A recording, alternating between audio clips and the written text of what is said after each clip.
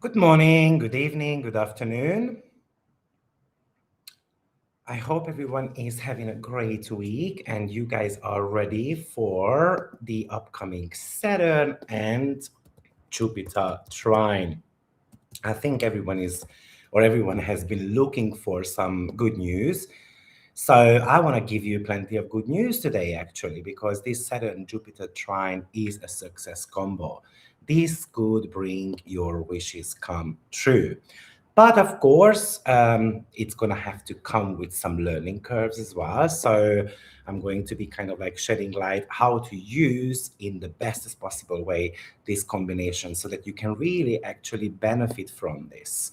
We have had quite a lot of kind of like drama happening in the sky recently, right? And I believe everyone is kind of like getting tired of that.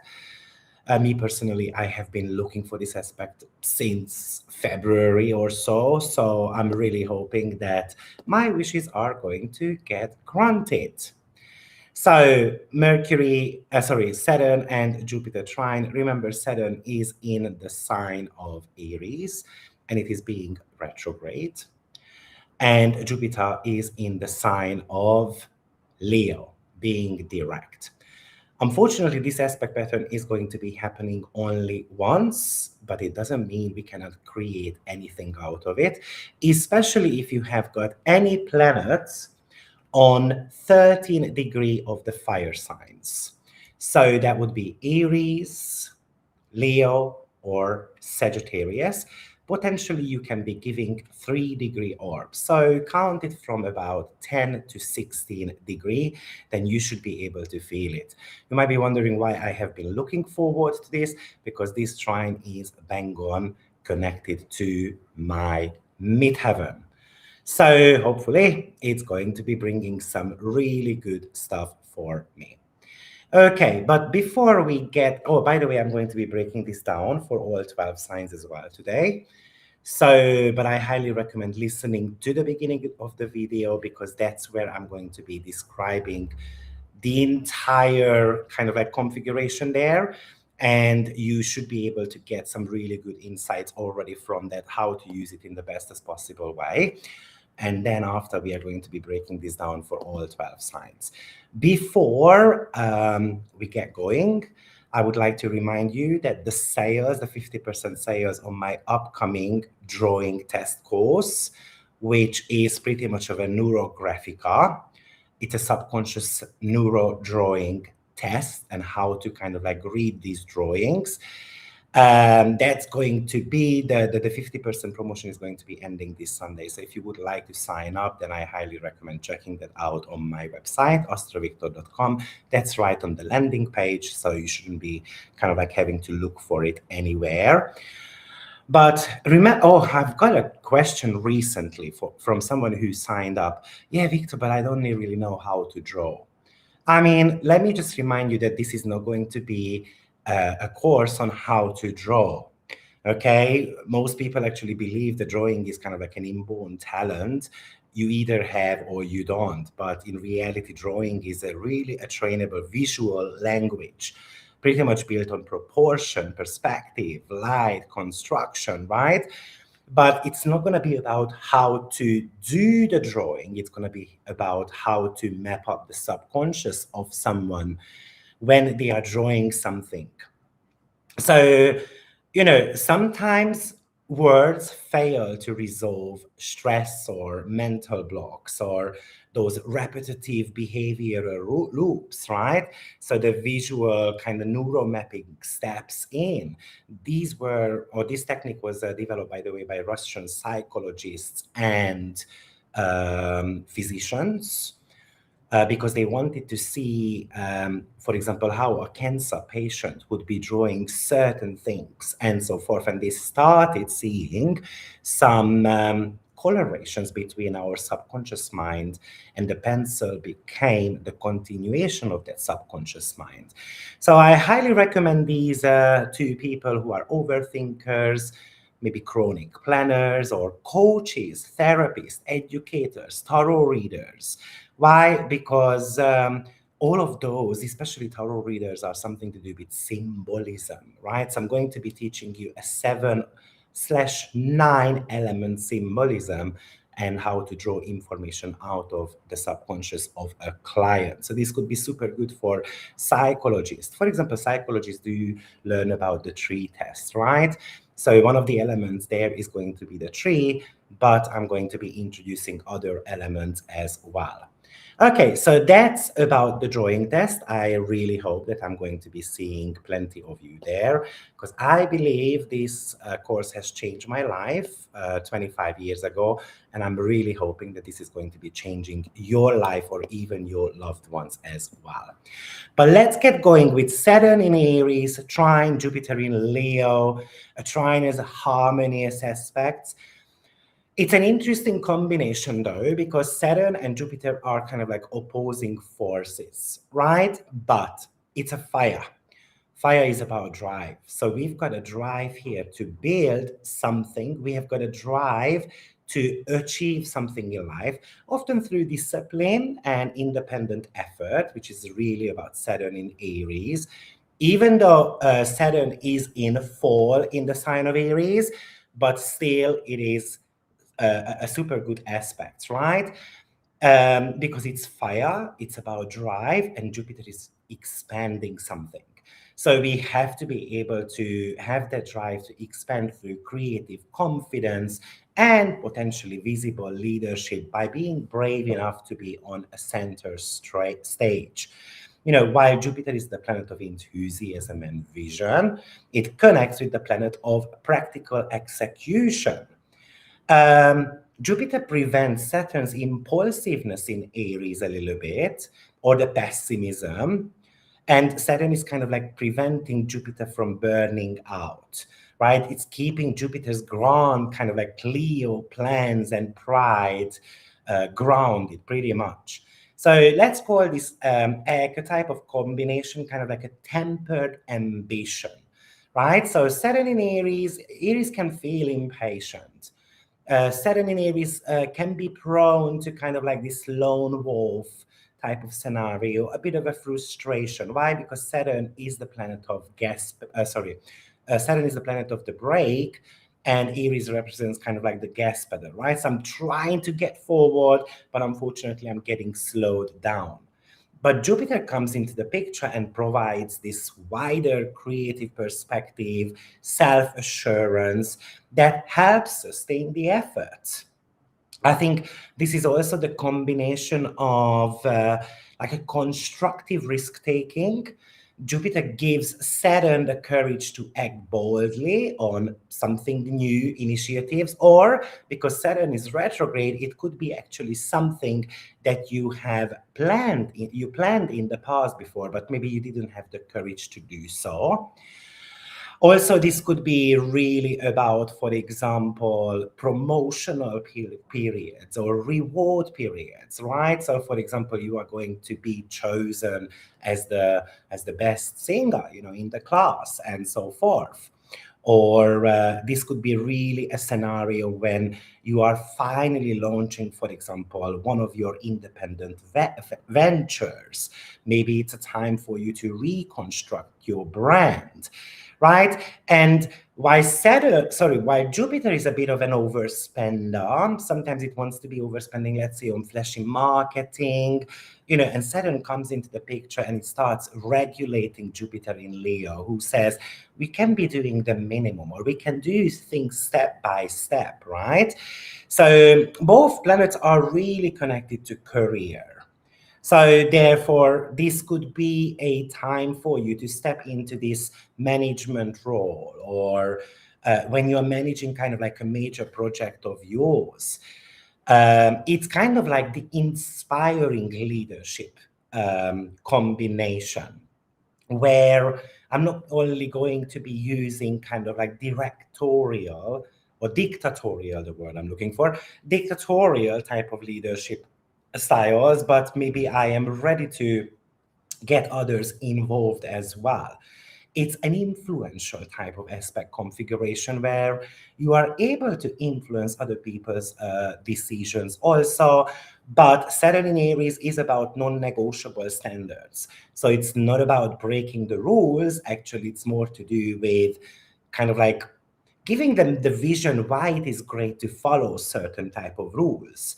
And sometimes you just need to understand why there are rules in place, right? And once we understand them, then actually it's way easier to follow them, right? Because we might be able to see the benefits of those ourselves.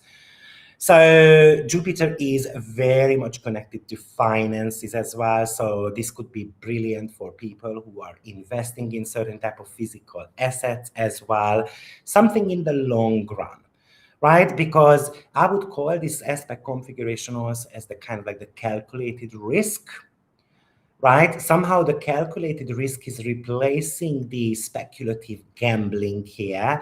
Jupiter in Leo is the gambler.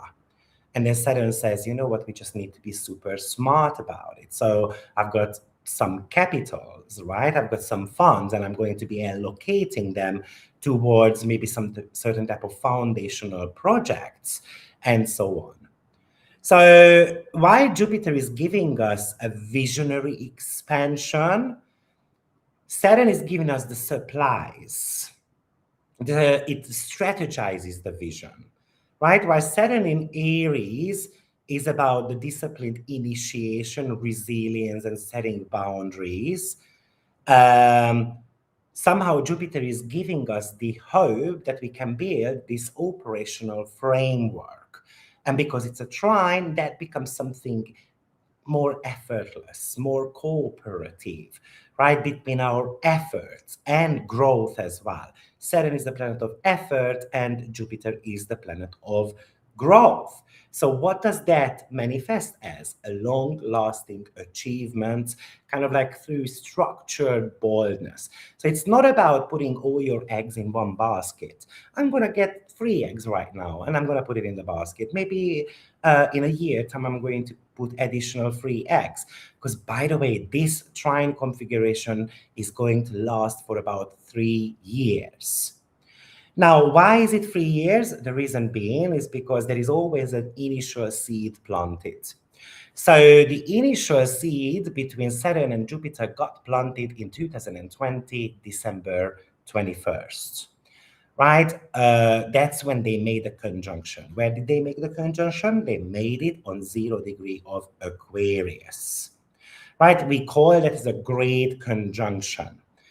And you can think of this great conjunction as the root blueprint for the entire next 20-year kind of like synodic phase. Well, on a broader level, it's a good 200-year kind of like air epoch. But I highly recommend listening back to the video I made a good 6-7 years ago about the Great Conjunction. And you might be wondering, why on earth would I listen to something that went down 7 years ago? The reason being is because that's when the seeds got planted. And right now you have got the opportunity to harvest.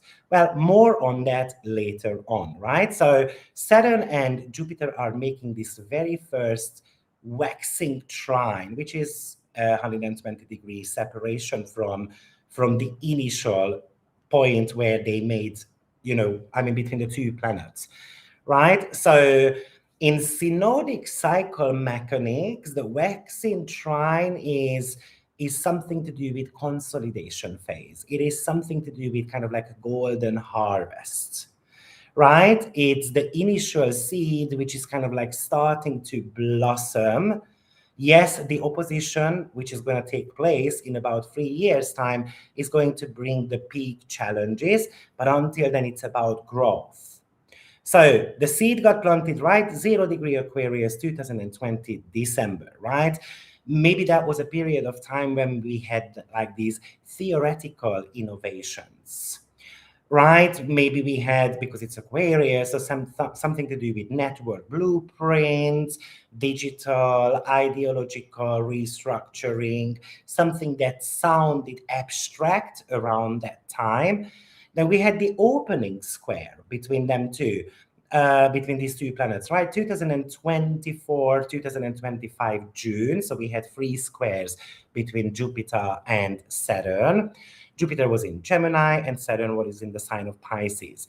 That kind of brought up a testing period, a bit of a friction period, right? Where ideas met reality, but require technical adaptability or emotional kind of structural vetting. Now we are in the waxing trine period. Jupiter is in Leo, Saturn is in Aries. So that's the actualization phase, right? Something that was abstract, an abstract concept got seeded in 2020. Now it's kind of finding that viable, self-sustaining vehicle through yourself, because Saturn is in the sign of Aries, right? And visible kind of like leadership, which is something to do with Leo. So let me give you a scenario, right? Let's imagine that you decided to become an entrepreneur back in 2020, right? And um, you know, maybe unfortunately didn't necessarily go too well. Obviously, it was a COVID period. But right now, you kind of have got this urge to go back to it. So something that might not have been able to fully realize back in 2020, this could be a period when actually it can take a center stage, right? Or I can imagine that you were, for example, shifting towards certain type of digital tools or decentralized platforms or something more modern, right? Saturn Jupiter conjunction in the sign of Aquarius. Aquarius represents something upgrade, modern, and so forth. And then now, maybe we are able to kind of like do something with those tools. Maybe we are ready to put them in productions. Maybe finally we're going to start seeing the investment is kind of like coming, back to you and even kind of like generating income and so forth. So that's the reason why it's super good. Like I mentioned at the beginning, Saturn and Jupiter is a success combination. What is success? Saturn says we have to be prepared, and Jupiter is giving us the opportunity. Right? So luck is what happens when preparation meets opportunity, right? That would be the exact signature of this transit, right? Because, and it's in fire signs, fire does not operate passively. Fire requires combustion. Trines can default that, you know, the problem with trying sometimes is complacency. If no catalyst is introduced, the fire element kind of like demands that those initiatives and the visibility are kind of like actively triggered. So therefore, you know, complacency means that I'm just sitting on my laurels waiting for the opportunity. But the fire is actually kicking our butts to go out there and to find the opportunity. So if you have been looking for a job, this could really help you, for example. Right? Saturn is about preparation. And in the sign of Aries, you have to be building this individual capacity. You have to be kind of like sharpening your personal skills. You have to be mastering self-reliance. You're going to have to be doing the heavy lifting, basically. And Jupiter in Leo is the opportunity. So I'm looking for the arena. I'm claiming the stage. I'm working through my confidence issues. I'm going to be presenting the work to kind of high value networks, right? I'm aiming for recognition. So imagine that, maybe the Saturn Jupiter square brought you kind of like lack of clients, or the business might not have gone too well. Actually, maybe this Saturn Jupiter trine is going to get you the clients that you need. But because the initial phase started back in Aquarius, it means that you're going to have to be reviewing your business plan, and you're going to have to be able to upgrade that. And that's going to be super important. You know, like I said, we had the first square between them two back in 2024, August and December. and then we had one in 2025 June as well. And square is often about adjustments, right? And why Saturn was in the sign of Pisces, that was about the reality check on boundaries. A plan that potentially was slightly bit vague, or you were emotionally burnt out, or you had these operational drifts, or your ungrounded idealism. And Jupiter was in the sign of Gemini at that time, and that might have been a lot of noise. Maybe your focus wasn't there, you were a bit scattered, I was just sending messages without any type of purpose, or you have overcommitted to too many kind of like micro ideas, right? Or we were relying on superficial data. So the square was asking you to kind of sorting, signal from noise, basically. Kind of like tightening the logistics a little bit through trials and errors so that I can make the adjustments. Why are we talking about the square? Because the trine is the continuation of the square. So if you haven't done those trials and failures and then rectifying the errors, then this trine might not be meaning much to you, right? So imagine that during the Saturn Jupiter square, you were offering 10 different products across maybe multiple platforms, right? So what does that do? Sometimes it dilutes our messages. It creates certain type of operational chaos. So we had to be making certain type of adjustments, and that was about killing off certain type of offers, for example, streamlining the product line, fixing some bits and bobs here. And if we did that, that fire trine should be a payoff. We are now launching something refined, a high impact kind of like flagship type of offer with a lot of total clarity, kind of like a strong brand positioning, and so on. Maybe back in 2024, 25, we were bogged down by a lot of little tasks, right? Or a lot of noise, like this social chatter. And that could have created certain type of delays, for example. So obviously that was a period of time with Saturn in Pisces that we had to be drawing really strict boundaries, right? We had to be honoring our schedules, we had to be delegating certain type of tasks, because Pisces is about having to be able to ask for help when we need one. Saturn has got issues with that, right? So the fire trine right now could be a personal momentum where you are freeing up energy to kind of command the stage, to lead, to be recognized for something that you kind of like managed to get out of chaos pretty much. Maybe you started a new job, for example, back in 2024, 25, and maybe it was a lot of kind of like difficult, tasks or trials that you had to overcome. And hopefully you did, so that this trine can be a payoff. And then therefore it could represent a promotion and so on. Remember that Saturn and Jupiter are social planets, right? So they are somehow connected to destiny. And the trine kind of indicates to me that it's a turning point in our destiny. We call Jupiter and Saturn as the chronocrators, okay? So they are time rulers. They kind of like the bridge between our personal will and kind of like the macro level socio-economic kind of like reality, right? So Saturn and Jupiter together is always about businesses. It's always about, so for example, if someone was born with a Saturn Jupiter new phase, new moon phase, what does that mean? For example, you have got Saturn in Scorpio and Jupiter in Sagittarius.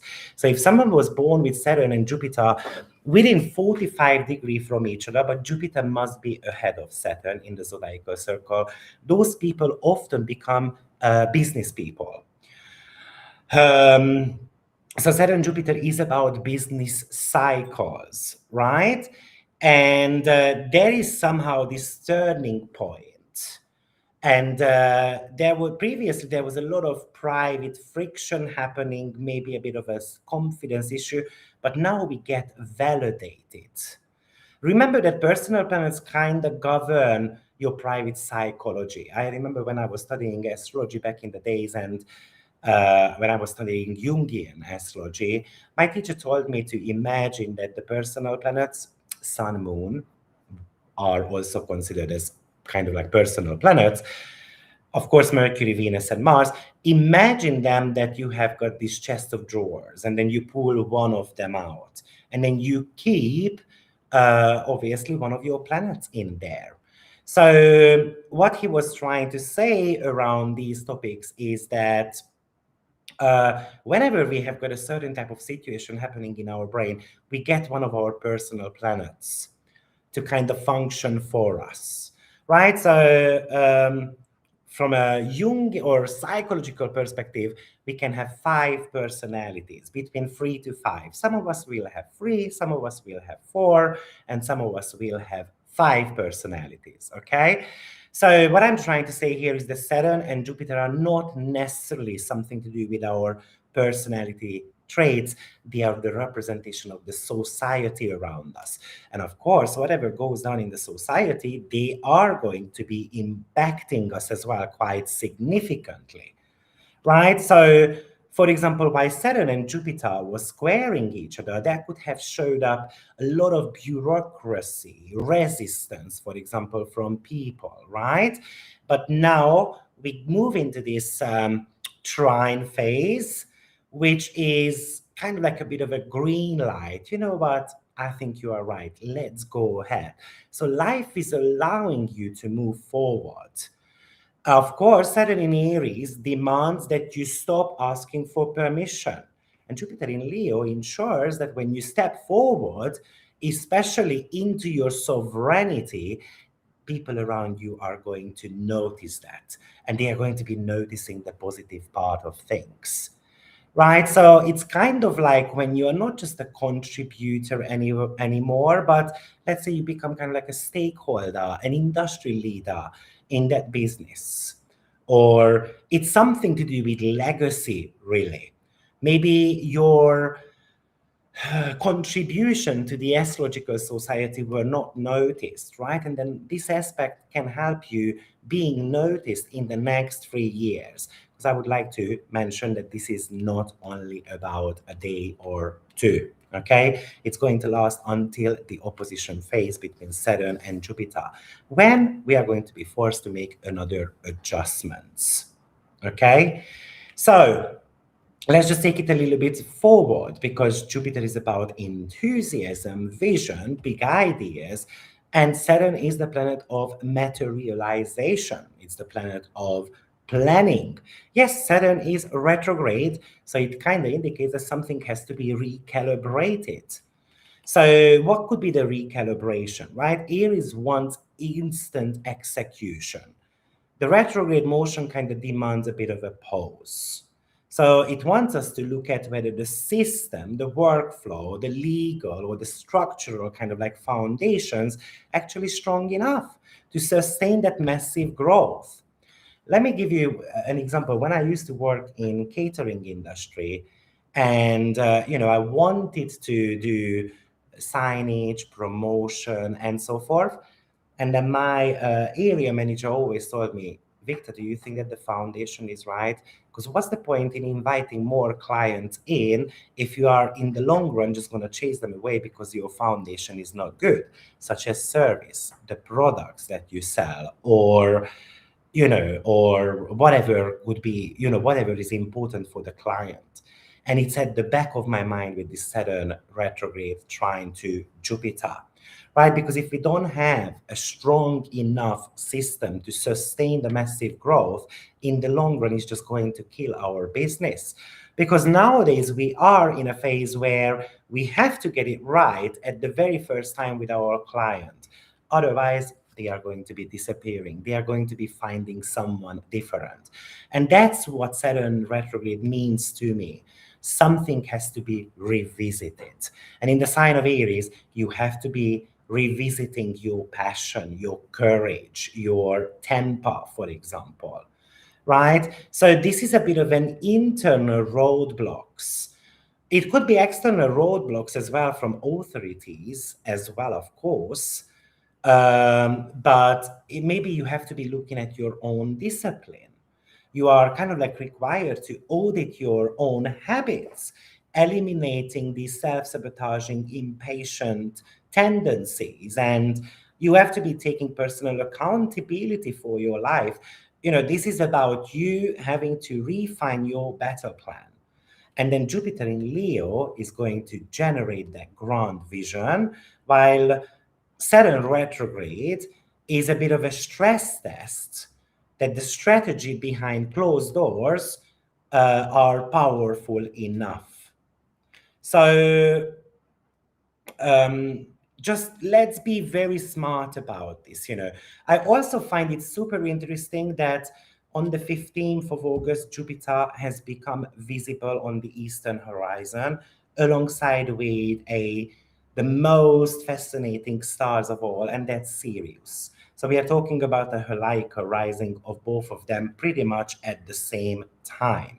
Right, we are talking about visual astrology. So imagine that you go outside, look up to the sky, you look at the eastern horizon, and then you start seeing Jupiter coming up, right? So, and it is coming up with Sirius. So that's kind of like the excitement element there, right? So Jupiter casts off solar, you know, like invisibility. So it's gaining maximum kind of like agency to project that vision, to broadcast that vision, to be able to claim the public stage. So it's way easier to have this aspect when Jupiter actually is visible, right? And then we've got Sirius, which is a beautiful fixed star that is so much connected to the Nile's fertility. It's kind of like a blazing spark. It's something to do with fame, high honors. It's something to do with fertility, basically. Fertility as in abundance rather than child or being able to give birth to a child. Okay, so it gives a lot of opportunities. So Sirius is becoming a morning star, and then Jupiter illuminates kind of like the eastern sky. So it's actually super, it's like creating this glory.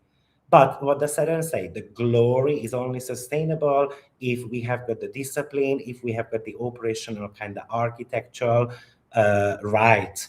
Otherwise, things can become kind of like a dawn, right? So yeah, I really like this aspect configuration. And you know what? I can actually mention a couple of negative things as well, but really, I don't want to be negative today. Yes, there could be negativities as well, of course, because Jupiter and Saturn are so different. They are polar opposite of each other. So, and Jupiter is stronger than Saturn right now because Jupiter is in Leo, so a fiery planet in a fire sign. Saturn is very uncomfortable in the sign of Aries. It's called a fall position. So our ego, our need for personal validation could get in the way. So, but enough of the negative talk because I'm trying to help you to have an ambitious vision that you are going to be making enduring and practical at the same time, right? So Jupiter is growth, confidence, opportunity, and Saturn says just be patient, just create the structure, just have a sound plan, and it should be working out. We can call this as the archetype of a measured progress.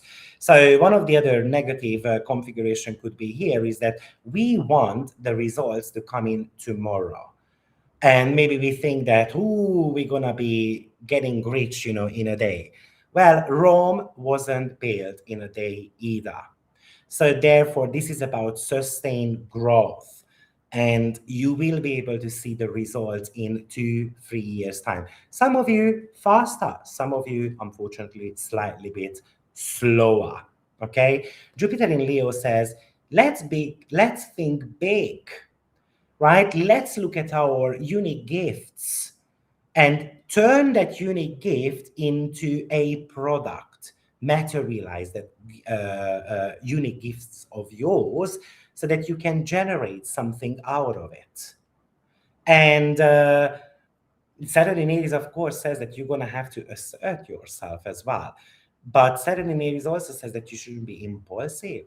You should be courageous, but you shouldn't be cutting corners.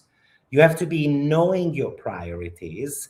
You have to come up with a plan. Whatever bottlenecks are you are going to be running into, I'm going to be able to overcome them.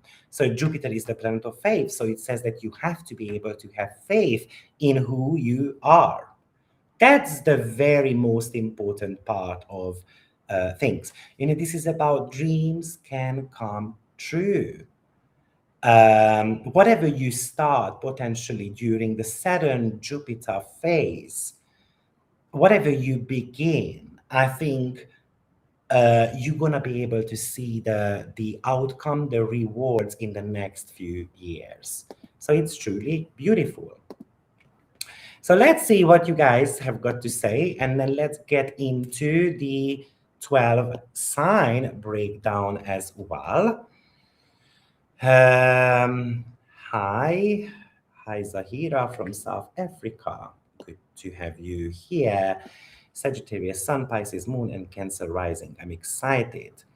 Hi, Gemini, Sun, Moon, Cancer rising, Jupiter, and MC in Aries, and Uranus, Saturn in Sagittarius. So people are going to be affected the most who have got fiery planets, Aries, Saturn, and Aries, Sagittarius, and Leo. And also those people who have got Sagittarius or Pisces rising signs. So those people are going to be impacted the most. Even Capricorn and Aquarius can get pretty impacted as well. One other thing that came to my mind, because someone says, hello, listening from up in the sky on a flight back home from Europe. Oh, I hope you had a great time in Europe. Jupiter represents the sky, and Saturn is dragging you down to the ground. So it's about having a vision that has to be materializing, not just in your brain, but, on the ground as well. But the downfall of this aspect could be that Jupiter has got that huge vision, but it doesn't have a realistic foundation. So we're going to have to be dragged down. That's why I said you have to be simplifying whatever you want to be achieving. We don't have to be, starting with Adam and Eve, like I usually say. We don't have to go back, 5,000 years ago and how the earth, was born and so forth. It's just about living in the moment. Saturn Jupiter aspects are always about living in the moment. Yes, Saturn is retrograde. So I'm not saying that you shouldn't revisit the past. You shouldn't learn from your past mistakes. But past failures shouldn't be affecting what you want to achieve next, because those are inner dialogues. Those are kind of like noise in your brain.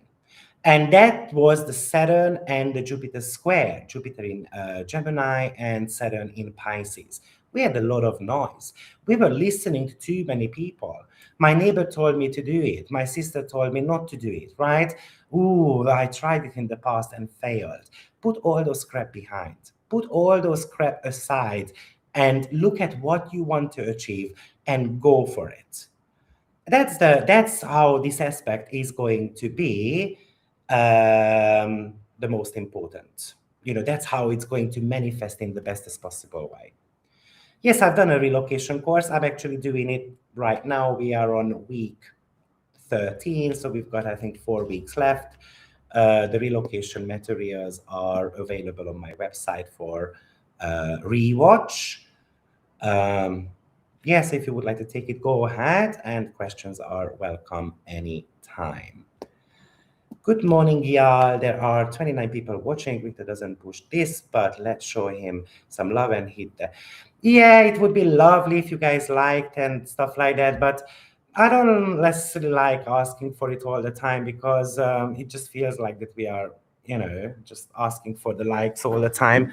Yes, of course, remember YouTube has got an algorithm, so the more comments you make and the more likes and stuff like that, it reaches more, audience, because YouTube is going to push the video more. But I always say that what I prefer is having authentic students and authentic viewers on my channel who are not only about wanting to hear what's going to happen tomorrow, but they want some kind of like educational material as well, because they want to be improving.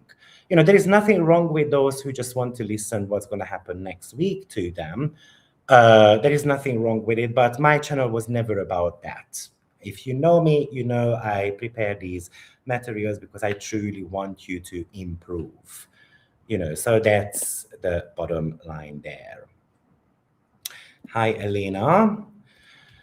My husband, Leo, ascendant with Mars in the first house, born with Saturn Jupiter conjunction. In the third, Libra, he's experiencing the positive benefits of this trine. He's been working hard on a project and he's seeing the fruits. Yeah, the fruits should be coming around. But the secret here was that Saturn and Jupiter had to start the project previously. It's not starting it right now. This is something that I spoke about for an hour, I think, in the yearly forecast that I prepared for each rising sign last year. And I really kind of talked about the transition between Saturn Jupiter square to Saturn Jupiter trine, because those are built on each other. Okay. So let's start talking about the 12 sign. So let's get going with, before we do that, actually, I looked up, some, what started in 2020 December, and what could be the harvest right now. Because remember 2020 was a seeding moment, right? So, and of course, that's when the decentralized systems, kind of like these algorithm-driven type of things, kind of started kicking off. I'm talking about AI and stuff like that. And therefore, these computer type of model, these decentralized kind of like systems, I think this is going to get somehow accepted in the next 3 years, right? Nations and corporations, I think, showcase dominant kind of like centralized AI kind of like super systems, right? Because Jupiter in Leo is really could talk to us about super systems as well. Jupiter is of course opposing its original seeding moment. So yes, there is the pride and there is the reluctance still there, but maybe it's about being more accepting in a way, or more and more people are going to start seeing the benefits for it. We saw 2020 a mass migration of work to digital networks and a lot of remote platforms and online broadcasting. That's when Zoom became so kind of like famous, and their system was down for a little while as well because they couldn't keep up with the demand.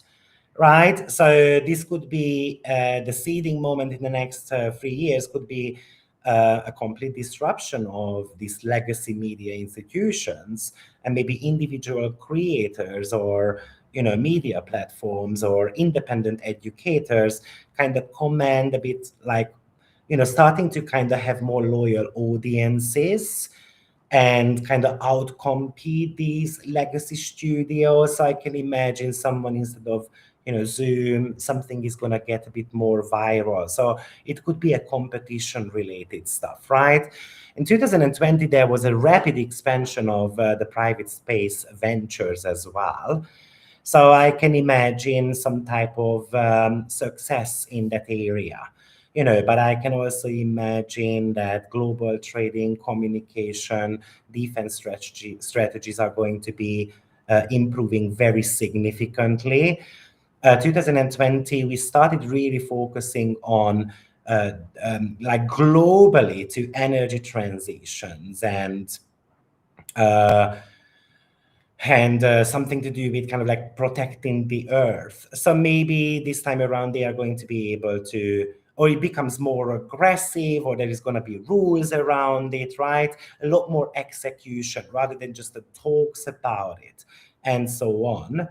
And of course, when you kind of think about the exploration of like the blockchains and the decentralized finance protocols and so forth. That's pretty much kind of got seeded in 2020 as well. So maybe this is going to become the next big thing, pretty much. Now, anyway, let's get going on to Aries rising sign. So we are on 4511. Aries 4511. Um, I'm going to type these in so that I don't have to be coming back to the video. So, this is going to be setting off this direct fire trine across your first house, which is yourself, your physical identity, your brand as well, in a way, how you want to be presenting yourself, and your fifth house, which is your creativity. It's your enterprise, it's your risk taking element. So you need to be thinking back to 2020 December when the great conjunction took place in your 11th house, which is your long-term aspirations as well as your networks. And you planted a seed there. What type of seeds did you plant? About who you wanted to become and how you wanted to kind of operate independently. Now, in the last 5, 6 years, you've done a lot of fine tuning, and maybe you've reached the first kind of major harvest window right now. Because Saturn in your first house, it says still self mastery, discipline, personal resilience, kind of like strength, muscle memory, and so forth. While Jupiter is kind of like blazing in your fifth house, demanding that you stop uh, questioning yourself and you step onto that main stage. And I'm going to show who I am. I'm going to show my talents. I'm going to be claiming kind of like the crown, right? So imagine that you are a kind of a professional who spent the last few years kind of working for an organization, taking kind of like maybe freelance contracts inconsistently, but you had that vision that you're going to build your own brand, your own signature, your own methodology, you're going to build a consulting practice, for example, right? And maybe you had a bit of a rough time 2024, 25. You kind of felt overlooked, or you run into these bottlenecks, and maybe you were doing too much for everyone else. Maybe you were a bit messy and you didn't have a solid system. So right now this should change, right? The first house is going to demand that you are in control. You stop waiting for outside permission. You don't need anyone to validate yourself. You really set these strict boundaries around your schedule. You tighten your health, your daily focus. You kind of build something airtight, right? So, for example, an airtight uh, operational framework. And then the fifth house says, let's create this flagship offer. It's a high ticket program. It's a signature. It's something special. It's something unique, and you put your name on it, and you face directly on the work. You put your face directly on your work, right? So this is an opportunity that you have to be pitching, publishing, presenting your work with absolute confidence and self-assurance, and the market is going to respond to you. That's the bottom line. Now, why we have to publish something? Because Jupiter rules your ninth house, right? And the 12th house, meaning of the Jupiter, is a bit more about the bottleneck, where the past can hold you back. Okay. Yes, Saturn says you need to be doing a bit of an internal audit. right? So you have to be auditing your capacity, you have to be checking out your physical energy, you have to be looking at your software, you have to be looking at kind of like the delivery system, how you want that creative product to reach your clients, right? Because this can indicate that something is going to triple here, kind of like in the next few years. Am I ready for it? Right? What is distracting you? So cut things out, Saturn retrograde, that is kind of like holding you back. Maybe people in your life who are kind of like wasting your time. That's because the Saturn Jupiter initial conjunction took place in your 11th house, which is, for example, friends, right? Because maybe they are not building directly your kind of like long term sovereignty. They try to talk you out of something. We're going to have to be cutting them out, right?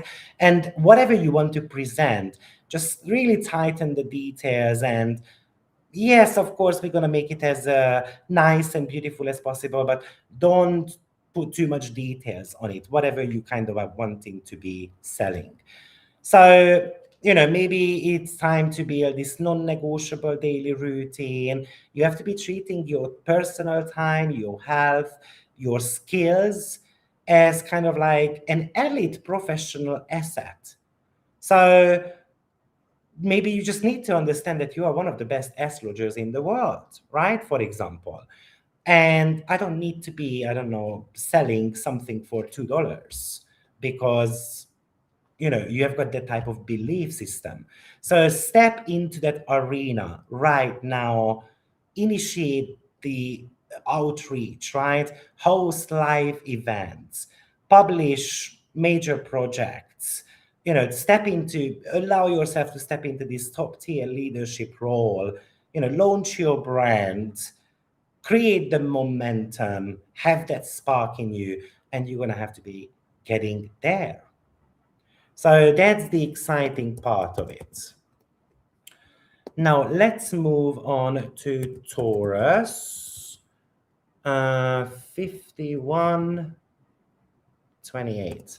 In the past, I asked others to kind of like write down these times, but imagine what happened. I don't know why. These timings didn't show up on my YouTube, so I had to go back and then do the timestamp. So, yeah. Anyway, let's move on to Taurus rising sign. So the fire trine activates a bit more to do with your private life, a bit of a foundational kind of sector of your life. So it's activating your 12th house, which is something to do with a lot of behind the scene mastery, a bit of a subconscious rewiring, a lot of closure happens in the 12th house as well. And then we've got the 4th house activation, which is your home, your roots, your properties, your family background. Now, think back to 2020 December when the great conjunction took place in your 10th house. That's the house of career and public status. And somehow you planted seeds there. Maybe you wanted to be able to kind of like create a legacy. Maybe you wanted to change a job. Maybe you wanted to open a business. Maybe actually you changed a job as well, right? And then maybe since then you have been working somewhere where you felt like you have been overlooked. But this could be a promotional period for you. This is a turning point. This is it does say that this success cannot stand without kind of like rock solid private foundations, though. So Saturn in the 12th house is demanding a lot of discipline and clearing out your subconscious baggages. And then Jupiter in your 4th house it wants you to be expanding your home base. It wants you to get into a real estate prospect. It wants you to find an inner peace in a way. It wants you to be very comfortable in your own skin. So in the last few years, you might have been kind of like hustling in a very high stress kind of like work environment, and maybe you had to be dealing with really erratic people, or you had to be carrying the mental load of everyone around you. And then 24 and 25, maybe emotionally or physically, you got exhausted. And you realize, hopefully you realize, that your private life and your living environment were kind of like completely unsupportive. So right now, there is a possibility for you to experience this breakthrough. So Saturn in the 12th house says, you know what, I'm gonna carry on studying about who I truly am.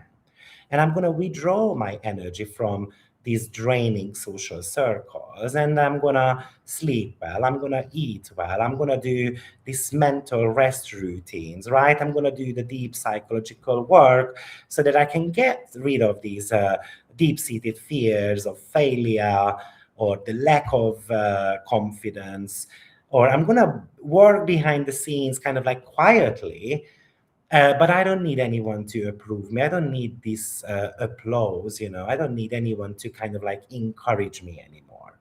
Right? So with Jupiter, I decide to invest or upgrade something in my living space. I'm going to buy a property. I'm going to create a home office. I'm going to be just working towards that, like resolving these generational family dynamics. And somehow I'm going to be proud of where I come from, right? I'm going to be proud of, I don't know, buying my first property or being able to have a bit of a luxury in my home because maybe I'm going to build a swimming pool and so forth, right? So what happens with Saturn in retrograde in your 12th house is that, Taurus rising naturally is about stability and comfort.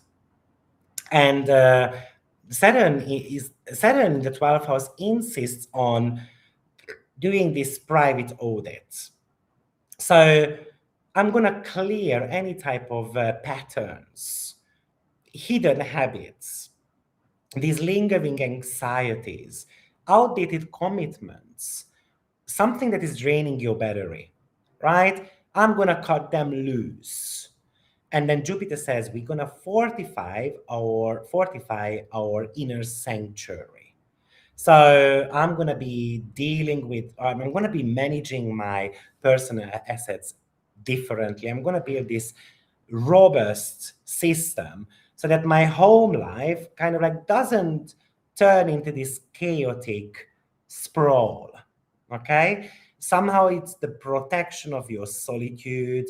I'm going to rest. I'm going to have uninterrupted, I don't know, creative time, for example. You should be getting dedicated to something that becomes sacred, not only to you but to people who you live with as well.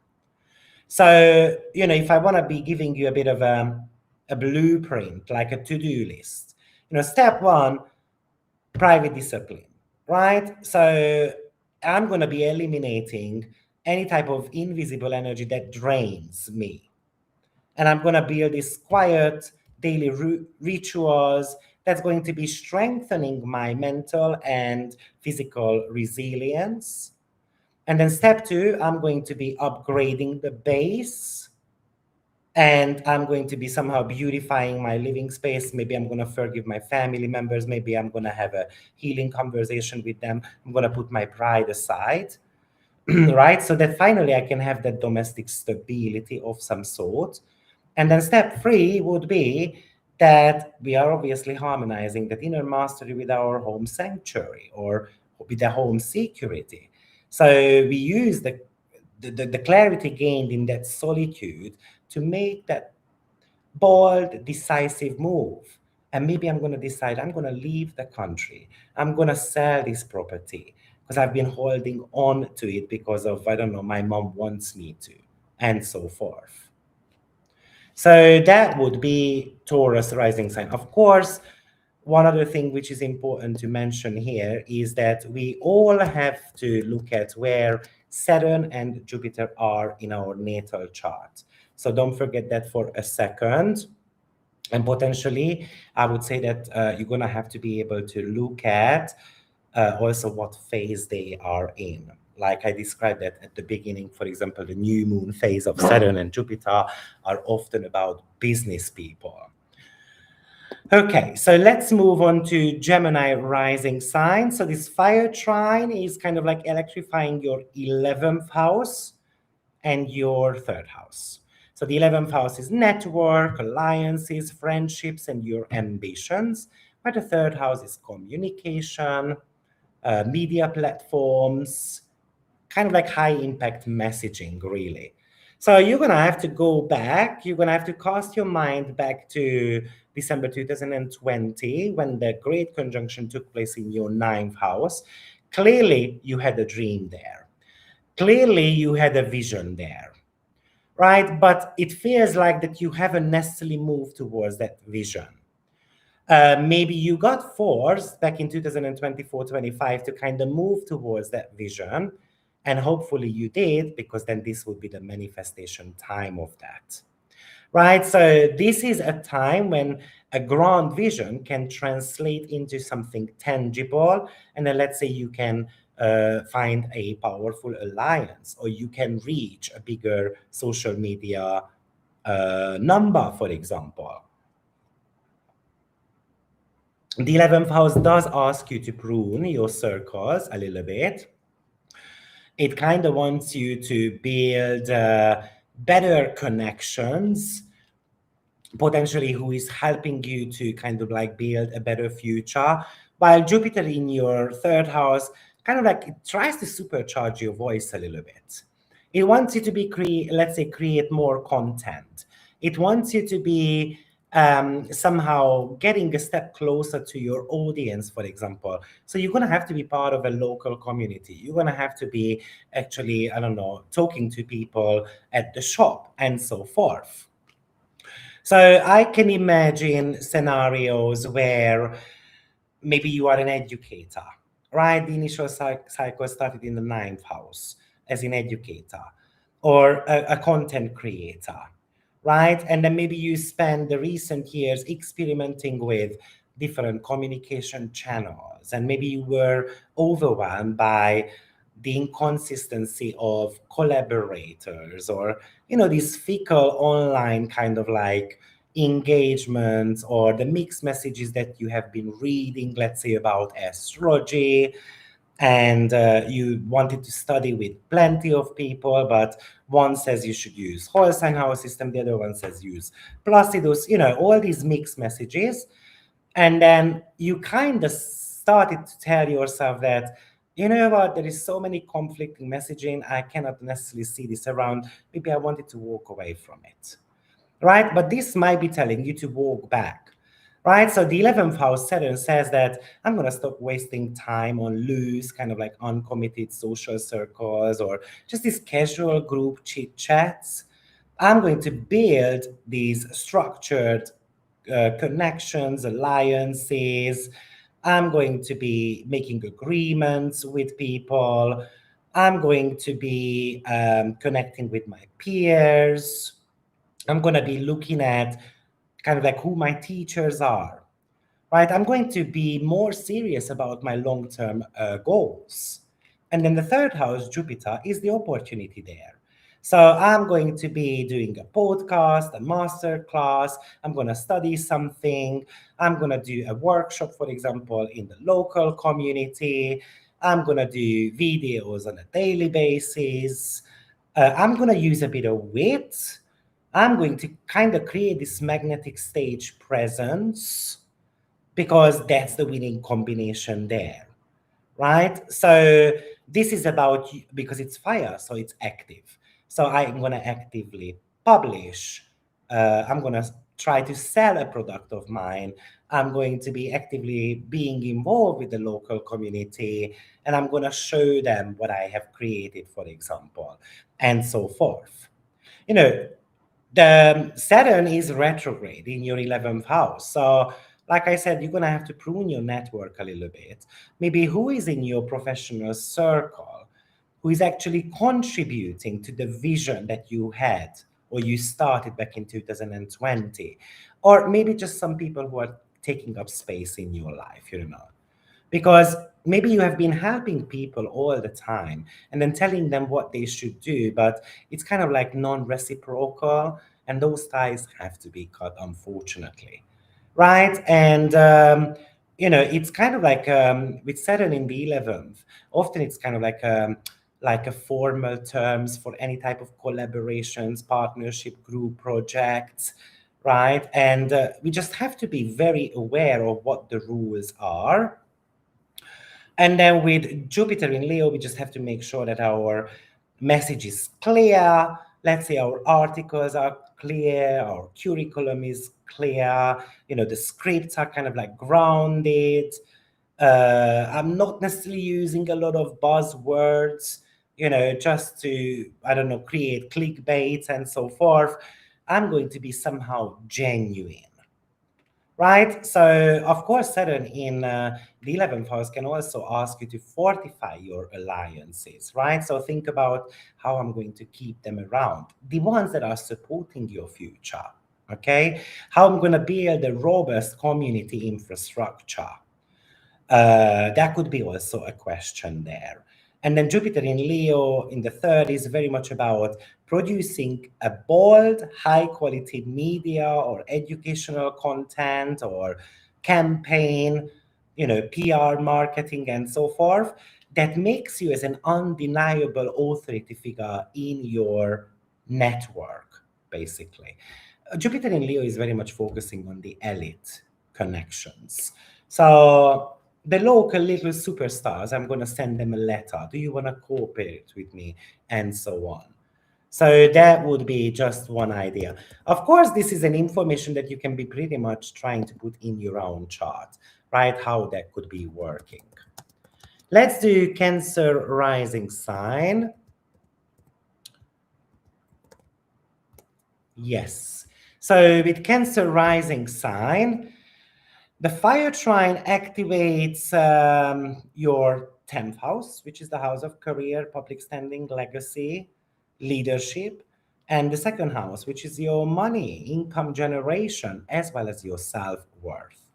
The great conjunction went down in your 8th house, which is something to do with money, debts, and psychological blockages. And so it feels like that 2020, you had a vision that you're going to get the control back in your life. You're going to be, for example, financially independent, that you took a control of your financial destiny, or you started doing that, right? And you wanted to be kind of like breaking away from any type of disempowering financial dependencies. Um, it might not have worked out, unfortunately. And maybe with the Jupiter and Saturn square in 2024-25, you had some major work issues. This being discriminated at work, for example, or you felt like that they are just dumping a lot of work on you, but you are not getting compensated for that, and so on. However, we are in the trine period right now where your efforts can be paid off. Of course, Saturn in the 10th house is demanding you to step up as a uncompromising authority of your chosen field. And Jupiter in your second house is trying to bring you the money in, basically. And it wants you to have a bit of a premium pricing, for example. It wants you to kind of create this luxurious product of some sort, right? So it kind of feels like that you are, let's say, a business owner, and then you have spent recent years kind of like having to navigate unstable contracts or vague promises, vague terms. Maybe you have been undercharging for your labor, and so on. But this time around, this is telling you, at least Saturn is telling you in the 10th house, that you have to be raising your standards. You have to be establishing stricter contractual terms. You have to be eliminating some type of low status projects. You don't have to be asking to be around the table, right? I don't need to be accepted by boss. If they don't like me, that's fair enough. You know what? I'm going to build my enterprise myself. And then Jupiter is in your second sign, second house. So I'm going to come up with a product and I'm going to price it right, right? I'm going to kind of create a package, maybe a consulting package, right? Maybe I'm going to create this physical asset or product, and I'm going to try to kind of like sell who I am, right? Because this is an active fire trine. It means that passivity doesn't bring you money. So I'm going to actively restructure, I don't know, my cards, like my business card, or I'm going to create this high ticket service. I'm going to claim my financial worth because I know I am worthy. Of course, if you are struggling with some self-esteem issues, Jupiter is going to be, unfortunately, magnifying that as well. What happens with Cancer rising? Yes, they often suffer from self-esteem issues, but also they often lead with care and intuition as well. And then now Saturn is retrograde in the 10th house, and that is kind of like an unapologetic career audit. It kind of like says to you that why am I getting bogged down in somewhere where I'm not respected, where I'm not allowed to have initiatives, for example. So it's kind of like when you are working with clients or legal contracts, or and then you are having to deal not only with the clients but some demands of others and so forth, and something is breaking down in your 10th house, right? And you are not getting validated for it, you are not getting the pay rise and all those type of stuff.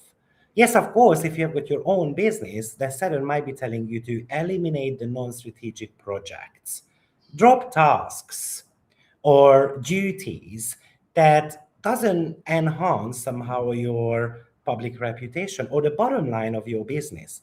Then what's the point in keeping up to it? Because often we are keeping something because of the title, right? Or because it has created me a status, but maybe it is outdated. We don't need that anymore, right? So this is about you tightening your brand. You kind of come up with a unique system, and then you keep yourself, or you hold yourself to the highest standard of that execution. And then once I've done that, then Jupiter in the second house says that I can reevaluate my value and I can increase the price. And I'm not going to do, I don't know, offers or bargains, or I'm going to try to come up with a premium rate, for example, because I want to be respected as an expertise. And maybe since 2020, you have been spending a lot of money on research, right? Because you have been researching a field of yours, because you kind of wanted to have this type of self mastery, right? You can kind of pull the same scenario into a relationship as well, because of course Saturn is your relationship planet, and often this could indicate that unfortunately the relationship doesn't necessarily work anymore. Then do I just keep the relationship around because it's a status, or is it because we have built a future together? Or with the Saturn Jupiter conjunction in the 8th house, because we have got financial codependencies happening. Let's move on to Leo rising sign. So with Leo rising sign, this is going to be happening in your 9th house, which is the house of knowledge, publishing, legalities, global systems, and of course your 1st house, which is your vitality, your physical body, your presence, kind of like the undisputed self sovereignty. So you're going to have to go back to 2020, because you had a great conjunction in your 7th house, the house of contract and partnerships, and you planted a seed there about maybe you wanted to redefine your relationships, or you wanted to break free from agreements, or maybe you kind of compromised your personal power in the favor of others, because you kind of you put yourself on the back end or the back burner, right? And what really happens here is that, maybe you have always been, or you have always been kind of like an expert or a leader of some sort, right? And maybe you had the idea a couple of years ago that you want to become an entrepreneur again, but you were misunderstood. or maybe you had these messy relationship changes, or changes around your boyfriends or girlfriends, kind of like logistics, right? And something was inconsistent there. Um, and then now what happens is that Saturn wants you to stop winging your methodology, and it wants you to instinct, or it wants you to operate on raw instincts. So it's about an intellectual property. Like, I'm going to write a book, right? I'm going to be trademarking something. I'm going to be completing a certification program, because maybe there has been a missing piece of information that you haven't learned about yet. And maybe in 2020 you were prompted to do, or you started something, but you haven't finished it just yet. So maybe I started a kind of like a channel, for example, but then I got rejected, or I got scared, and maybe I stopped it. So maybe I have to go back to it. So Jupiter is the opportunity, right? So it's helping you to step out there with kind of like a complete package, right? So because I'm magnetic, my energy is commanding, you can start attracting these clients towards you. You can sell a system, for example, and you are representing a product of yours kind of like in person. It's like you are walking billboards. So, and that's the good part about it, right? So you can start attracting a better relationship, you can start attracting clients, and so forth. Yes, Saturn is retrograde in your ninth house. So we have to be auditing that intellectual product. We have to be looking at the legal framework of it, right? So imagine that maybe you started a course, you have to re-listen to it, or you're going to have to look at the legal terms of you stepping on a stage with a creative product of yours, and then you have to put a trademark on it, right? Maybe you have to be looking at some international contracts.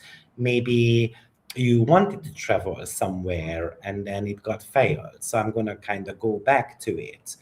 Maybe you have to be cutting out a lot of philosophical theories here, um, theories that don't have practical kind of like real world utility to them. And then I'm just going to focus on the practical usage of that knowledge, right? And make sure that your persona you project on the outside kind of like matches the depth of the work you kind of forged in private. I think with that ninth house, it's about refining your knowledge a little bit, or refining those legal standing, or maybe it's the second edition of a book that you are going to be like an improved version of that curriculum, of that book, of that international system that you have been refining behind closed doors. And Jupiter is upgrading you, and it says prioritize your vitality, focus on your presence, walk into the room as a definite authority with a lot of confidence.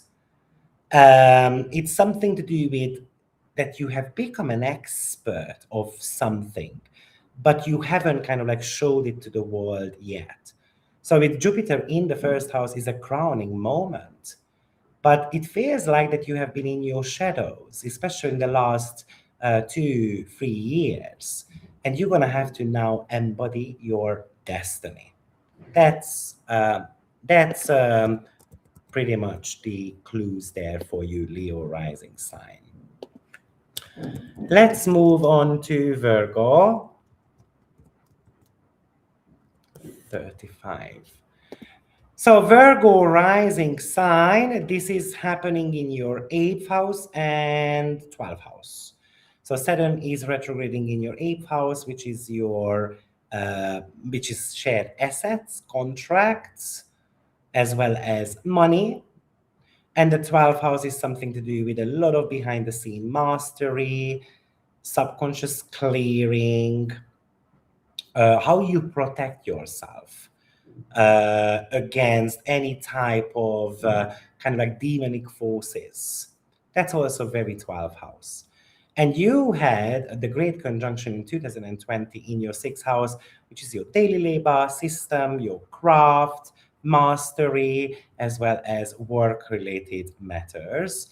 So maybe you kind of decided at the time, let's say you're going to lose weight, or you're going to upgrade your workflow, or you are going to be, from an operational point of view, like more of a master. And this is a fire trine, which is elevating you from merely doing the day-to-day kind of grind to kind of like commanding something bigger there. So Saturn in your eighth house demands that you eliminate any type of toxic dependencies and you master, for example, finances, while Jupiter in your 12th house acts as a bit of a guardian angel, really, and delivering quiet breakthrough moments, spiritual resilience. So to give you an example, maybe you have, with the sixth house, you are a specialist, or that's where the initial conjunction took place. Or maybe you're a consultant, or maybe you are a business owner who spent the recent years, carrying the weight of, a partnership or dealing with this messy finances, or especially in 2024-25. So Saturn comes around and it says, I'm going to take control of these joint resources. I'm going to restructure the debt. I'm going to look at these investment agreements. I'm going to negotiate the splits. I'm going to be drafting non-negotiable legal protections. And I'm going to stop relying on promises from others, and I'm just going to focus on my own financial autonomy. And then 12th house Jupiter, it's like I'm gonna, when you while your partners or competitors are kind of like making noise, premature moves, um, you master this. You master something like a knowledge in solitude, and maybe you receive certain type of private support from others. Maybe you are receiving, let's say, money to be able to work on something that you would like to achieve. But because this is a fire trine, so I'm not going to sit around. Let's say I'm not going to wait for a financial dispute to resolve themselves. I'm going to be doing the audit. I'm going to be cutting unfavorable ties. I'm going to be securing capitals and so forth. Saturn is retrograde. So I'm going to be doing a lot of auditing on these joint commitments or even on your partnership, right? So what type of financial obligations or debts or energetic drains are still kind of like tied to past partners or, or work situations? Because somehow this is a period of time for you to settle the accounts and to sever these unnecessary attachments. It's like, when you are making this airtight non-disclosure agreement or, tax strategies or an intellectual property you are going to, again, register. So I'm doing this preparation work so that something is kind of like crisis is not leaking into the future. Okay, or maybe it's eliminating your subconscious guilt around money and power, and learning to accept, that I am allowed to be powerful. I don't need to be just a worker all the time. It's somehow you are kind of like doing the math here, doing a lot of legal mechanics, but there is a hidden blessing here. So I think you are looking at your finances. If there are certain type of ambiguous agreements, you eliminate them. You are demanding transparency in your relationships. You might even say that, when we're talking about debts, that karmically speaking, I have kind of like finished off my debt towards a person. So I'm ready to be alone. Because Jupiter in the 12th house says that the blessing is sometimes coming from the fact that you are alone. Remember, Jupiter is the ruler of your 7th house. So that's why we are talking about certain type of relationship opportunities. I'm not scared to be alone anymore. Maybe Saturn says in the 8th house, I'm not scared of aging either. I'm just gonna accept the fact that, aging is death is part of our lives. And it feels like it's something to do with financial independence. And I'm gonna kind of try to buy this absolute peace of mind. It might be a toxic work environment, and then you are kind of like ready to walk out of it, basically. So that would be the Virgo rising sign. So let's do Libra, 01, 25, 17. So Libra rising sign. So it's going to happen in your 7th house, which is your one-on-one commitments, business partnership, relationship, legal contracts, and your 11th house, which is your networks, your alliances, especially elite people, and your aspirations as well. So in 2020, when the Great Conjunction landed in your 5th house, you had a creative vision there. Let's say you wanted to have your own business, or you wanted to have a child. So you planted a seed there about what you wanted to build with your own talents, something that most likely you were super passionate about. Maybe this hasn't necessarily worked out in the greatest shape, especially maybe last couple of years, 24, 25. Let's say you had to be closing down a business, or you have put a lot of effort to kind of grow something, but the reception wasn't as good as you kind of like have wanted, right? Because Jupiter was in Gemini with the first two squares, and that's some type of commercial activities. So Saturn in your 7th house now demands that you kind of eliminate casual, kind of like uncommitted connections, and I'm going to kind of create a better contractual agreement. For example, in partnerships as well. While Jupiter in your 11th house wants you to expand how many audience I'm going to reach, and how much I can influence my networking, or even it wants you to connect to more people. So it feels like that you might have worked on being an entrepreneur, kind of like a creative professional. Maybe you were kind of like a consultant, and then you have been spending recent years about like trying to find this collaboration, but you ran into flaky clients, or it can feel like that you have been carrying the relationship on your weight as well. The partnership can feel kind of like one-sided.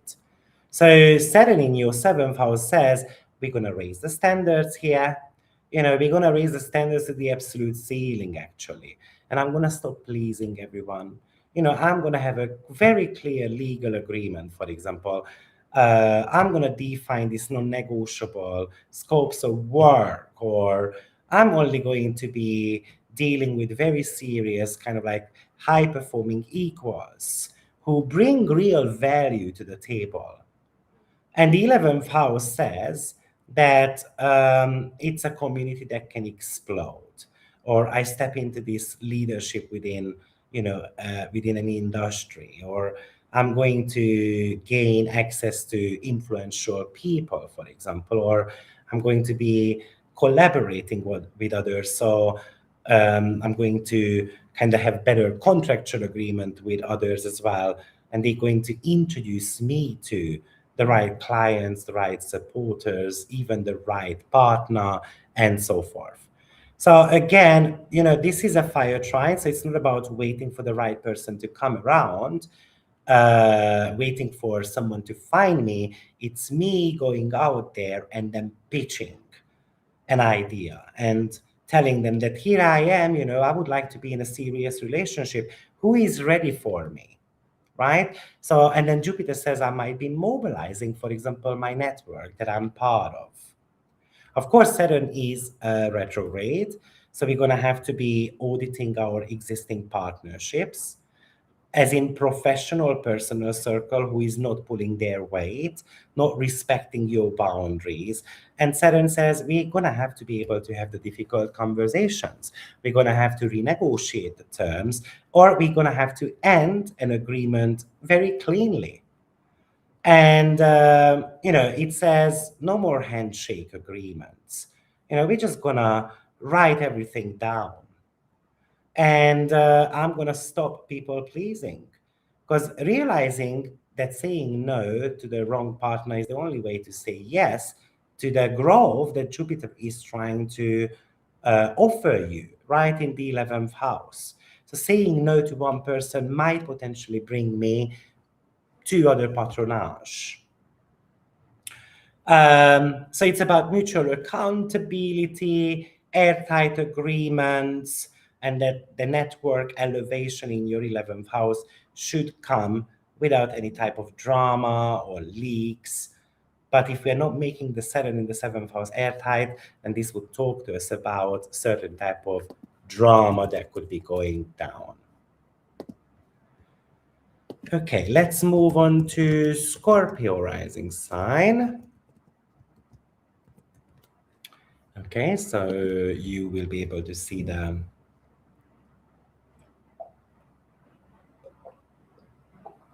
timestamp as well. So this is happening in your 6th house and 10th house. 6th house, which is your daily operations and systems and health and your craft. And the 10th house is career and legacy and execution and recognition and kind of like rewards. Something to do with your legacy, right? Now, 2020, you had the great conjunction in your 4th house, the house of home, roots, foundations. And you planted the seeds about, most likely, you wanted to kind of like secure your emotional security. You wanted to buy a real estate. You wanted to feel better in your own skin. Now, this fire trine is launching you into this more prominence, more public arena. Saturn in the 6th house is demanding that something has to be precise, something has to be kind of like regulated. We're going to have to increase our stamina. We're going to have to be streamlining our daily routines. While Jupiter blazing in your 10th house opens that golden door to a promotion, something like more prestigious, more visibility, a leadership role, and so forth. But let's say you get promoted, but you are not changing your 6th house, right? You are not making the changes there. And the changes, what should they be? That you're going to have to be getting a little bit more perfect. As in, not perfectionism, as in, I'm going to have to be reviewing how I work, and I'm going to have to be creating better systems. So this is not about working 24/7, working harder. This is about working smarter, right? So Saturn in the 6th house wants you to, eliminate inefficiencies. It wants you to improve your craft a little bit. It wants you to master your daily physical health routines. Uh, it's not about running your workflow like a high performance machine, with zero room for no fun, because then this is basically is just going to be taking over your life. But if you have got certain type of sloppy habits, then we're going to have to be making changes there. And then Jupiter is the opportunity in your 10th house. So your public standing could be exploding there. And then you can be offered a top tier leadership position. You can get awarded, kind of like an industrial milestone in your life. You can move forward. You can find a better job. You can become the head of the company. You can be the face of a brand. But remember, this is an active fire trine. So you are not sitting around waiting to be discovered. You are delivering this undeniable operational excellence, and then you step directly into this executive arena, and then you claim the credit you have earned. So that would be the whole story. Saturn is retrograding in your sixth house, right? So it's asking you to look at how endurant you are. It is insisting on a bit of a workload audit or an operational audit. So how long does it take me to get there, right? I don't know, my contractual hours are 8 hours, but I get there in 12 hours. Is that really good, or is it going to be, rewarded that I do extra 4 hours just to get there? Why am I not able to get there in 8 hours like it is requested? So we're going to have to come up with a better system, right? I'm going to have to be eliminating administrative clutter, micromanagement. I'm going to have to learn to delegate. I'm going to have to look at these low leverage tasks that distract you from like kind of like this high level execution, really. And this is telling you that I'm going to prioritize my stamina. So I'm going to be treating my nutrition, my sleep, my fitness level as kind of like a business asset, because you might be entering quite a busy period at work. So your public elevation is very much fueled by your daily mastery, something that you are building behind closed doors. And Jupiter in the 10th house could be a royal recognition, but you have to be perfecting your system. You have to be working towards that professional harvest. So that would be the Scorpio rising sign. Let's move on to Sagittarius rising. 01, 36, 23. So Sagittarius rising, so this is happening in your 5th house and 9th house. The 5th house is creativity, signature project, entrepreneurship, joy, children, fun, holidays. And the 9th house is something to do with wisdom, international territories, overarching worldviews, travel. And maybe in 2020, when the Great Conjunction went down in your 3rd house, which is the house of communication, local networks, daily media, and maybe you planted a seed around finding your voice, upgrading the way you want to reach others. Maybe you started developing certain type of practical skills. And this could be the Trine, which allows you to launch your work kind of like onto a global stage, something that you started learning about potentially in 2020 or even 21. Saturn is in your 5th house, right? So it's demanding a lot of creative discipline. It wants you to treat your talents like like like a royalty, really.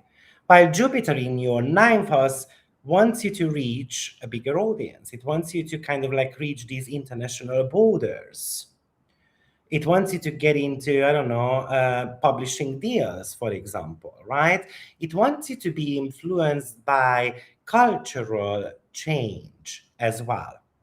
So, I mean, imagine that you are an author, right? 3rd house is in writing books. So you're an educator or a creative content creator, right?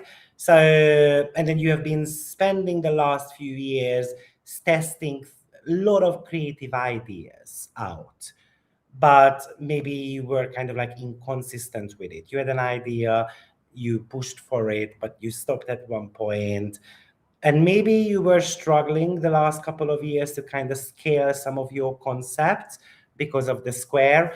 But right now, the momentum is here to harvest.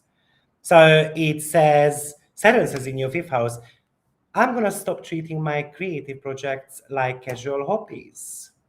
I'm actually going to create a kind of like production schedule around it.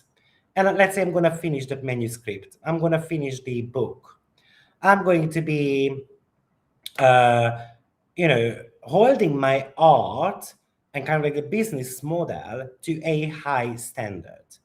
While Jupiter then says, okay, so let's broadcast this. Let's distribute it internationally. Let's launch a world tour. Let's, publish something with a prestigious platform. Let's attract high level, I don't know, students or audiences from all around the world. Um, this is a fire trine, so don't keep your brilliance kind of like in private spots. So I'm going to actively create and publish. I'm going to create and teach. I'm going to get creative, and then I'm going to pitch foreign markets. So you are expanding your intellectual footprint. Yes, Saturn is retrograde in your fifth house. So with a Sagittarius rising, who loves the big horizon and a lot of enthusiasm, but Saturn retrograde in the fifth house is telling us that we're just going to have to look at, how much fun we have. Because Saturn in the fifth house either works out in a few ways. Either it says, work hard, play hard, or either it says, sorry, no time for fun, or it could play out that I'm having so much fun that I'm always late from work. So maybe I'm unable to kind of like hit the deadlines. None of them are good enough. So we're going to have to be able to find a better way. That's why we're going to have to be auditing. And maybe we have to be auditing the creative quality as well. So if I have given birth to a creative project, is it really finished? Is it polished? Is it just rushing it to be on an international market because we are super excited about it, or because we need money because Saturn rules the second house, which is something to do with money? Or can we wait maybe a couple of more weeks and then refine every chapter of that book, that module, the designing elements and so forth? Simplify things as well. It doesn't have to be, super complicated. Or if you're writing a book, it's like copyright, right? Or licensing terms, or again, I'm just going to make it as airtight as possible. And again, maybe I'm going to have to cut out certain type of side projects or half-hearted kind of projects, right? That I kind of like, but I don't always like, because that is draining your kind of like artistic vitality. And yeah, so we're just going to have to maybe put it aside a little bit so that I can really hit the deadlines. So think of your creativity right now as a serious enterprise and create routines around that. It's kind of like a creative production, really. So I think Sagittarius rising, this is a turning point to transform your creative passion into kind of like an international phenomenon. Jupiter is kind of like trying to give you this limitless global expansion in your ninth house. So you're just going to have to be redefining it, and you're going to have to make it functional. So that would be the Sagittarius rising sign. So let's move on to Capricorn. 01, 42, 54. So with Capricorn rising sign, so this is going to be happening in your fourth house, which is real estate, home, family, your private foundations, and your eighth house, the house of joint assets, investment, contracts, financial transformation, also some of your psychological complexes as well. So we are going to be having this fire trine that I feel like it's going to elevate your income. Obviously, Saturn is the planetary ruler of your chart, but it's being retrograde in your fourth house. So it's definitely demanding you that you fortify your baseline a little bit. You create these boundaries with family members, while Jupiter in your eighth house is a bit of a, it's focusing on investment, inheritances, financial backings, financial opportunities. So again, if you are a business owner or an investor, and maybe the last years you have been navigating these unstable living arrangements or family distractions or restrictive financing during the last couple of years, then there is a breakthrough here. And maybe I'm just going to be taking a complete command of my physical foundation, of my emotional foundation. Maybe I'm going to be investing money into renovation, acquire land, establishing more of a permanent base of operation. I'm going to be setting these very strict boundaries with family because I want to be protecting my peace. I'm kind of creating this unbreakable personal sanctuary for myself. While Jupiter is something to do with financial backing in the eighth house. So I'm going to be negotiating an excellent, exceptional terms, I don't know, of a mortgage or a business loan, or, I'm meeting this high capital investor, for example. So we are taking a leverage on other people's resources, and we are turning something, potentially debt, into something profitable. So something becomes uh, an all-time high asset. So it could be an investment of yours. And, the vital kind of strategic nuance here is that Saturn is a retrograde, which is your chart ruler. So Capricorn isn't, the master of long-term planning anyway, but Saturn in your fourth house says that you're going to have to be doing a bit of a private life audit. So how does your private life is holding you back from success? It's maybe an unresolved maintenance issue of your home. Maybe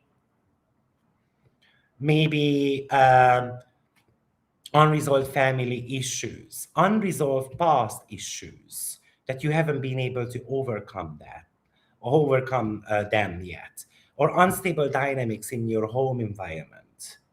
So it somehow says that we have to be settling something internally before we building outwards. So maybe if you are about to be buying a property, just make sure that you double check the legal agreements, I don't know, tax liabilities, partnership contracts, the repayment terms. Let's say if you want to be getting a loan or a mortgage or all this type of stuff. Because this could show that there are certain type of hidden obligations that you might not be seeing immediately. When your private foundation is kind of like completely fortified, that financial leverage that Jupiter is promising here is basically can become an engine of generational wealth. I mean, some of you might receive inheritance, for example, so that's highly possible as well. With Saturn, we can really invest into a real estate or living space. Yeah, so that would be the Capricorn rising sign. Oh, my camera disappeared. Why is that? Not too sure what I have done, but somehow disappeared. Maybe I pressed the button. So 014804. Let's move on to Aquarius rising sign.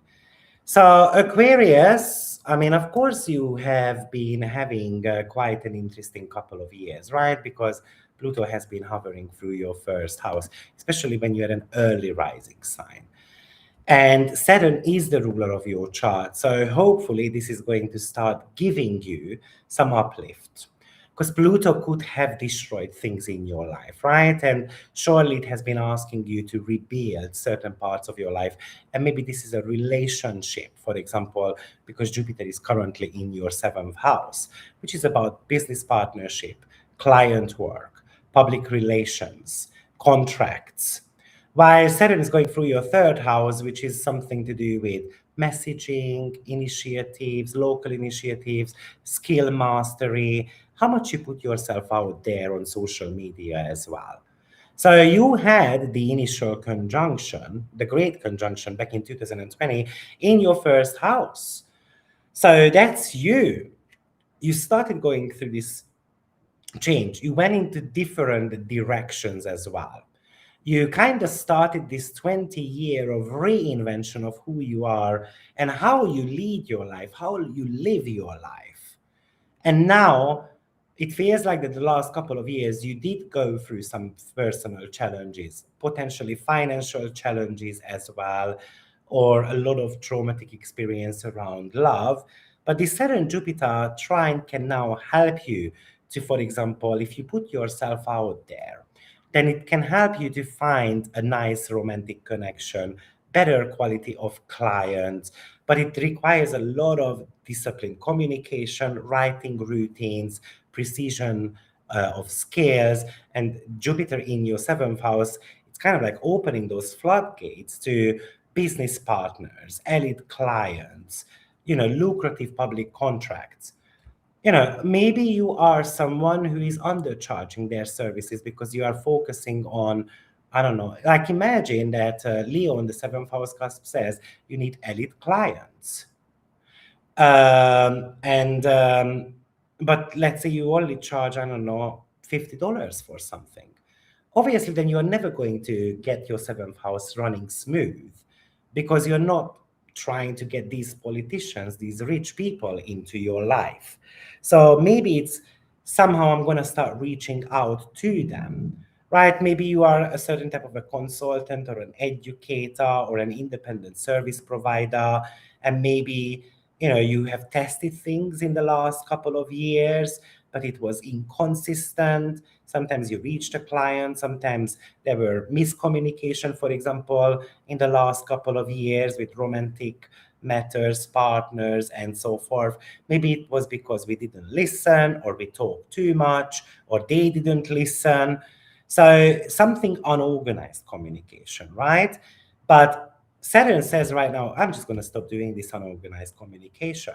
I'm going to have a framework of how I build my contact, how I'm content, how I'm going to build, how I'm going to talk to others, how I'm going to deliver my message, right? So I'm going to be doing something consistently, maybe daily writing, maybe daily speaking, maybe I'm going to be refining my skills around technicalities as well.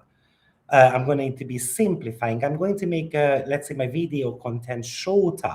I'm going to be delivering my ideas kind of like with razor sharp focus. And then Jupiter is in your seventh house, which is attraction of high caliber partners, top tier clients. That's about you landing high value contracts. I'm going to be signing up to a prominent agency. I'm going to be forming this very powerful joint venture with someone. Someone's reputation could be elevating your entire operation as well. But active fire trine, we don't sit around and waiting for a deal to come to us. We are going to be actively pitching our proposals, right? We are going to be negotiating. We are going to be formalizing agreements with others. Yes, Saturn is retrograde, so we're going to have to audit our contracts, our service proposals, our daily administrative systems. We're going to make it as error-free as possible. We're going to tighten the language. We're going to eliminate ambiguity.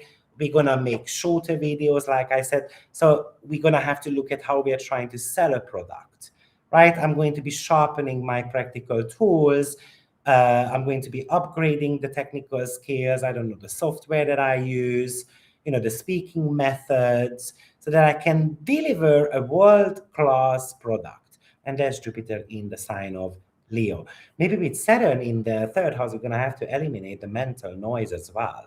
Like getting into unproductive gossips, debates, endless information exchange or consumption, those casual chatters that drains your mental focus. I just don't want to be part of any type of drama. So remember, when your communication kind of architecture is more professional, more precise, then all of a sudden these opportunities from Jupiter in the seventh house can start translating into your commercial success, basically. So I think you are going through this personal reinvention since 2020. And I think this could be the next 3 years, could be when you are looking into this powerful partnership, romantic or business partnership. And last but not least, Pisces rising sign. 101, 54, 37. So Pisces rising sign. So this is going to be happening in your second house and sixth house. So the second house is your money, your assets, your financial architecture, your self-worth, while your sixth house is daily operation, high performance craft, vitality, systems that you create in your life. And you need to think back to 2020 when the Great Conjunction took place in your 12th house, which is about closure, subconscious rewiring, behind the scene preparation. And it feels like that you have been spending the last 5, 6 years of clearing old karmic clutter, shedding self-sabotaging patterns. You have been doing a lot of inner work behind the scenes. I don't like this word, by the way, inner work, because many people tend to hide behind the concept of inner work, but there is no visible manifestation of that in real life. Often I see it as oh, I'm not in a relationship because I'm working on myself, or and all those type of things. And I often find it as an excuse. Sorry if I hurt some Pisces rising's feelings, but unfortunately, Pisces has got the tendency to do that. I also have got the tendency, but I think I have worked on it a lot, and then I do it way better than I used to. Are still, nowhere near perfect. But, this is a trine, a fire trine, that should be bringing that unseen preparation into a direct physical reality. So Saturn in your second house is definitely demanding strict financial discipline, price restructuring. It is asset sovereignty, while Jupiter, which is your traditional ruler, is blazing through your sixth house, so supercharging your daily productivity, client demand. It's giving you a way more physical vitality, and it kind of wants you to do a lot of operational mastery. So maybe you have been a professional, a consultant, a specialist, and you have been spending years on taking on too many chaotic tasks, or managing, messy client boundaries, or undercharging for something. But the second house Saturn demands that you take control, total control or command of your finances. You cut out wasteful expenses, you establish a very strict financial boundaries, you stop discounting your work, you set uncompromising price points, because I want to be reflecting my true value. Right? I'm going to be building this very lean kind of like personal economy of yours, while Jupiter is trying to bring you more work.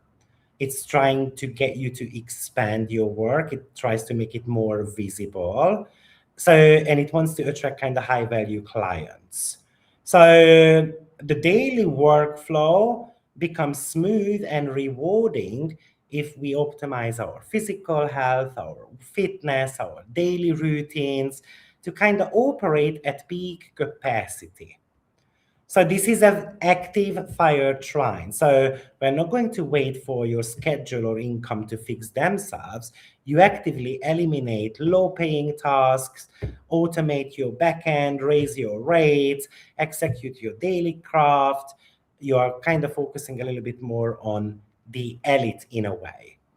Or maybe you want to be creating a package that is for more the elite, and maybe you want to be having a lower package as well. Right? Saturn is retrograde, so it wants you to be looking at your financial habits, of course. It wants you to have a personal balance sheet. It wants you to be looking at your pricing. right? Because something is not right with it. Before you start taking on more of a massive influx of new clients, we're going to have to be looking at our service operations, and that's what Saturn wants, right? So maybe we have to be looking at, why are we losing revenue? Is it because of the pricing model? Is it because loose payment terms? Is it because the subscription plan doesn't work? So there's a leak here, and we're going to have to be plugging it immediately, right? So we're going to have to be refining the task management. We're going to have to doing a bit of a client onboarding potentially, right? Or we're going to have to even delegate routine tasks because maybe we have been taking on them, right? There's an increased workflow here, but does it compromise your health? Does it give you the time, let's say, to go to the gym or stuff like that? So I'm going to try to drop clients or projects that demand a lot of energy, but with minimum financial return.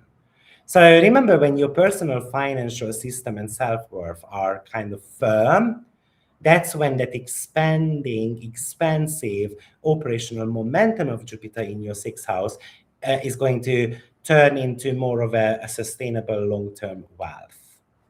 So that would be the Pisces rising sign. I think the turning point for Pisces is bridging the daily mastery with undeniable financial sovereignty. Financial discipline in your second house meets the success in your sixth house when you own your worth, when you streamline your craft, when you are kind of like creating high quality content. So that's the 12 signs. So this was a slightly bit of a longer video, of course, due to the 12 signs. But let's see, because I've seen some messages coming up here. Now, of course, you're going to have to be looking at your personal planets in Aries and in Leo or Sagittarius as well, because of course, those are going to be mega important as well. First live in Dubai, watch you for a long time. Thank you very much. Thank you for loving me. Since the beginning of Leo season, I keep having dreams about really huge projects in sports, business plans about sports, and I have never been athletic. The question is execution. So maybe it's time to get sporty. I've been watching you for the last 4 years and you work really hard. You always have great information. Thank you very much. Can you clear up Jupiter's versus Capricorn relationship to govern? I'm not too sure if I understand the question. Kai Kalamoon, can you clear up Jupiter's versus Capricorn's relationship to government? So I don't understand the question there. Last phase of my second return, Libra rising, Scorpio, Sun and Aquarius moon. In a calm time of life, not great, but not bad. I feel as though I'm in a holding pattern. Jupiter in, I guess, 10th house and Saturn in the 6th. Morning from the USA, Pisces, Sun 4-degree Virgo. So you're going to be having the lunar eclipse coming up and hitting you quite nicely with a beautiful fixed star very soon in 9 days' time. I'm a 4-degree as well, Libra rising. Okay. Curious about your dreams since Leo season. People are the dreamers. Yeah, Pisces are one of the the dreamers. So absolutely, my dreams, as usual, the dream body. One is that, and I'm kind of trying to figure out a secondary business that I want to be part of. Because I feel like I need to do something else as well. And I've been thinking of sport, for example, quite a lot. Yeah, so that's a dream of mine. New rooms are expensive. Has this one been? Okay, so looking for love, and I have had so many new business partnership this year. Aquarius rising 13 degrees. Good to hear. So thank you very much for being here.